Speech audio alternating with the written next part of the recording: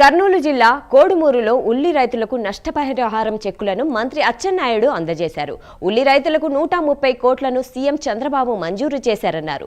ఉల్లి రైతులకు హెక్టార్కు 50,000 రూపాయలు డైరెక్ట్ గా రైతు ఖాతాలో సీఎం జమ చేశారన్నారు. టీడీపీ పుట్టిందే రైతు శ్రేయస్సు కోసమన్నారు. ఉల్లి పంట నష్టం గుర్తించిన సీఎం చంద్రబాబు కేంద్ర ప్రభుత్వం దృష్టికి తీసుకెళ్లారన్నారు. అకాల వర్షాలు, అపార నష్టం, రైతుల ఇబ్బందులపై అధికారులతో సమావేశం నిర్వహించి ఉల్లి రైతులకు న్యాయం చేయాలని సీఎం చంద్రబాబు సూచించారు.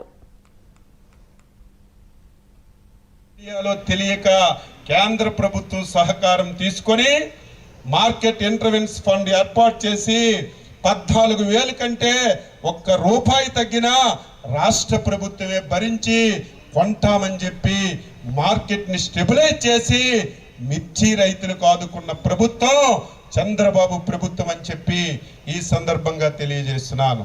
మొన్న కేబినెట్ లో మళ్ళీ చెప్పాను, సార్ ఉల్లి రైతులకి హెక్టార్కి 50,000 ఇస్తామని చెప్పాం. ప్రతిరోజు పేపర్లో రాస్తున్నారు డబ్బులు అందలేదని. కొంతమంది దుర్మార్గులు దీన్ని రాజకీయం చేస్తున్నారంటే రెండో మాట అనకుండా ఫైనాన్స్కి ఆదేశాలు ఇచ్చి ఇమీడియట్ గా 130 కోట్లు మంజూరు చేసినటువంటి చంద్రబాబు నాయుడికి మనందరం జీవితమంతా రుణపడి ఉండాలని చెప్పి మీ అందరికీ తెలియజేస్తున్నాను.